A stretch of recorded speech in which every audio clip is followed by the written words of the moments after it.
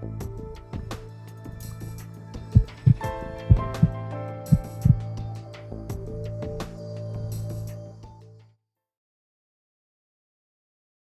name is Professor Ken McDonald. I'm a consultant cardiologist at St Vincent's Hospital here in Dublin, and I'm also the Medical Director of the Heartbeat Trust. First of all, I'd like to welcome you all for tuning in here tonight. This, just to bring everyone up to date, is the first webinar that we've held from the Heartbeat Trust, so hopefully we'll not have any technical glitches here this evening, and hopefully you'll all find this of interest. I'm going to start off by talking to you about the background project that has been very central to the efforts of the Heartbeat Trust over the last 10 years. And then my discussion will be followed by a presentation by Dr Mark Wilkinson, one of the registrars in our unit, who's going to talk to you in a little bit more detail about how the heart works and about a little bit about heart failure. So, as I said, I'm going to start off by talking a little bit about the STOPHF project, which has been a project which has been central to the work of the Heartbeat Trust. It's been an effort to try and prevent the condition of heart failure, and I'll talk a little bit more, as Mark will, about heart failure throughout the rest of this transmission. But first of all, I'd like to tell you a little bit about the Heartbeat Trust, which has been the organisation which has been driving a lot of this effort over the years. The Heartbeat Trust is a heart charity, not to be mixed up with other heart charities in the country, such as the Irish Heart Foundation or CRE. We are a charity totally dedicated to the area of heart failure, again the subject of the presentations here tonight. We're a charity based here in Dún Laoghaire in South Dublin, totally devoted to trying to develop effective methods for the management and treatment of heart failure, not only here in the East Coast but also throughout the country. One of the central tasks that we've had in that brief has been trying to prevent heart failure. And we've been doing that in the context of trying to predict the people most at risk for heart failure, and within those people who we predict to be at highest risk, do our best to try and prevent the condition from occurring over time. And we do this therefore under the banner of what we refer to as the 3 Ps of predicting most effectively, protecting and then preventing heart failure. A little bit now about heart failure, and I know the term can be a little bit off-putting, especially for people who have the condition, but it's a condition that's been around for 300 years, and we've decided not to change the name of the condition because that in itself would cause difficulties. The condition, as I say, the treatment has improved dramatically, and probably the major concern we have with heart failure at present is the prevalence of the condition, the number of people in Ireland who have heart failure. It amounts to probably somewhere in the region of 2% of the population, which adds up to about 80 to 100,000 people, or indeed about 15 million people Europe-wide. What's probably more concerning is that over the next 15 years we anticipate that this figure will climb by about 50% to quite staggering numbers of somewhere in the region of 200,000 people in this country likely will have heart failure at that stage. And this increase will occur as a result of several factors, including the factor that we're all getting older, and it is a condition that we're more likely to get as we hit the middle and later years of life, but also because we're still not particularly effective at managing some of the risk factors for heart failure, such as high blood pressure. And then in addition, we have real healthcare problems with the emerging epidemic of diabetes, which is driving much of the problem that we see with heart failure. So with the present number of approximately 100,000, with the likely increase to about 200,000, and with a staggering number of people at risk for heart failure of the order of about 800,000, we do need to set about an effective way of preventing this condition. And that, as I said at the introduction, is one of the reasons why the Heartbeat Trust is in existence. It's to do its best to prevent heart failure. Now, in modern day cardiology, how do we predict people who are at risk for heart failure? Well, we have effective clues, but I would believe not as effective as we need. We know from looking and talking to people that those individuals with high blood pressure, diabetes, or other heart risk factors such as family history, cigarette smoking, and indeed recently, increasingly, those who've received medicines for other conditions which could be harmful to the heart, and in some cases they are people who received certain therapies for cancer. Those individuals are the group that are at risk for heart failure. But unfortunately, when you add up that number in this country, you come to that figure of about 800,000 to 1 million people. And it's just physically impossible to try and prevent a condition when it involves that number of people at risk. So we need to be a little bit more effective in defining risk than simply relying on the indicators of high blood pressure, diabetes, exposure to previous medications that may have harmed the heart. And we need to be able to take those individuals at risk in Ireland, maybe about 1 million people, those at risk in Europe, about 150 million people, and try and narrow that number down to the group that are at highest risk, so we can focus our healthcare resources on those individuals to try to be more effective in preventing heart failure. And again, that has been the task that the Heartbeat Trust has set about here in Dún Laoghaire and in the east coast of the country over the last 10 to 12 years. Now, the great advance that's enabled us to do this is the development of a blood test over the last 20 years, but still very much under the radar in heart medicine, and that's called natriuretic peptide. It's often abbreviated as NP or BNP or NT-proBNP. And this is a blood test that tells us an awful lot about the heart, about the health of one's heart. And the best analogy I can give in terms of working through why this is important is that it tells us who among patients with high blood pressure and diabetes are actually developing heart disease. Because the vast majority or a significant number of people with high blood pressure and with diabetes never develop heart disease, but we need to be aware of those who have those conditions who are actually developing cardiovascular or heart disease. And that's where this blood test comes in handy, because the development or the increase in level of this protein in the blood, this NP blood test, tells us that the individual with these conditions is developing heart disease, and therefore helps us be more accurate in predicting those who are truly at risk. And interestingly, it doesn't only tell us who are at risk for heart failure, but also tells us who would be at risk for other heart conditions such as stroke, heart attack, and heart rhythm irregularities. So this has been the central development that's helped us in the Heartbeat Trust develop a strategy to prevent heart failure and other cardiovascular conditions. So what we did in the STOPHF project is that we took people with those risk factors that I discussed a few minutes ago, high blood pressure, diabetes.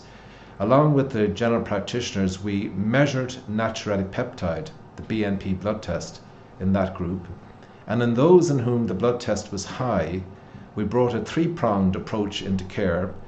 We ensured that the patient was well aware of what he or she should do with lifestyle modification to try and help their risk and reduce their risk. The GP took very good care of the rest of the heart health issues and other risk factors, and the cardiologist took care of ensuring that the best heart protective medicine was applied to that patient. And in doing that over a 4-year period, this project showed that we could reduce the development of not only heart failure but other heart conditions by the order of about 40%, significantly reducing the number of people who would otherwise have developed heart problems requiring hospitalization. So a very significant development, and for the first time internationally, this effort on this island has shown that we could prevent heart failure using this blood test as a guide. The international recognition for this effort has been substantial and does reaffirm to everyone the need for us to roll this out nationally. Soon after we published this work, the Royal College of General Practitioners in the UK gave this the award of the most important heart development for community care of heart disease in 2014. Subsequent to that, our Canadian colleagues altered the cardiovascular guidelines for that country, noting this particular development and suggesting that this should be standard of care. But most importantly, from our viewpoint, the two largest cardiovascular professional bodies internationally, the American Heart Association and the American College of Cardiology, recently approved this approach as the routine approach for heart failure prevention internationally, and strongly advocated that this should be routine care. So that has been a very notable advance, copper fasting and underlining the benefit of this approach. So what turned out, or what started as a research project, and some of you listening this evening may have been involved in that research project, has now turned into a routine clinical service here on the East Coast. And that's been a very important development. And I said not only that, it's received international recognition in terms of a standard approach to heart failure prevention and general heart disease prevention. We have now done our best through the Heartbeat Trust to expand this service beyond the footprint of the initial work, which was along the East Coast. We have now moved into the Midlands, where, along with some assistance from the Health Service Executive, we're now using this as a routine care in the diabetic population as a pilot study in the Midlands, and hope to extend it into the Carlow-Kilkenny area to try and again spread this process nationally within the country. What would be the impact if this was available nationally throughout Ireland from tomorrow? Well, the impact would be staggering. It would be able to prevent a significant number of cardiovascular or heart-related admissions through our emergency room year on year. And to appreciate the impact, I think many of us are well aware of the ongoing controversy regarding trolleys in the emergency rooms of our hospitals. If this approach of the STOPHF process of care was available nationally, we'd be saving 100 trolleys a day in our hospital system. And given that we have a national problem of about 500 trolleys a day in our emergency rooms, this would provide a solution for approximately 20% of that problem in a very straightforward process. So it would be a very impactful thing for us to be doing nationally to try and help one of our major healthcare problems. And why does it work? Well, it works because of three major components. One is the patient. Secondly is the general practitioner, and thirdly is the specialist. There's no particular order to that, but it is important to emphasize the central role of the patient, because one of the important strategies that we have evolved with this is to try and empower the patient with increasing knowledge on their heart health, and also tactics and strategies to try and reduce risk over time. We've been able to liaise very closely with the general practitioner and making sure that what we do fits into the general health care of the patient, and this has been very important. And then the specialist help has been obviously to focus in on what would be best for the heart to try and protect against the evolving strain and reduce the risk for the patient. So this has been a very important three-pronged approach to healthcare. So where does this service go? And I think this is a very important and last component of this presentation, is to give you some insight into where this research project, which is now a service in the area, will go, with the help hopefully of the HSE, but also of people such as yourselves strongly advocating for its use. Well, we believe over the next while that we need to become even better with our 3P banner. We need to become better at predicting people. So the BNP blood test is very useful, but we believe from some of the allied research that the Heartbeat Trust is supporting in UCD and in Queen's University in Belfast and internationally, that we will have blood tests which will help BNP become more accurate. We need to be able to develop better methods at protecting the patient, and thereby also better methods at preventing. So working on these three areas, we've shown some further progress over the last few years, and we know now that there are blood tests similar to but different from natriuretic peptide, which allows predict the patient who's at risk more accurately than just BNP. So this will allow us to be even more focused in looking at the true at-risk population. So this will be something that we hope to develop and evolve even further over the weeks and months and years ahead. Secondly, we're looking at new strategies to care for people who are at risk, and we're looking at new drugs which have just come on the market, which may be even better than the drugs we have. And again, I'd like to thank anyone listening who's involved in the Parable project, because this has been a very important, internationally first of type project looking at a new drug which may be particularly effective for this at-risk population. And this again has been done through the support of the Heartbeat Trust here in this region. And finally, we're trying to deliver on better methods of liaising with the patients and liaising with the general practitioners, because a lot of this does not require patient travel to a clinic, as much of our healthcare still does, but can be done through effective use of telecommunications and modern IT.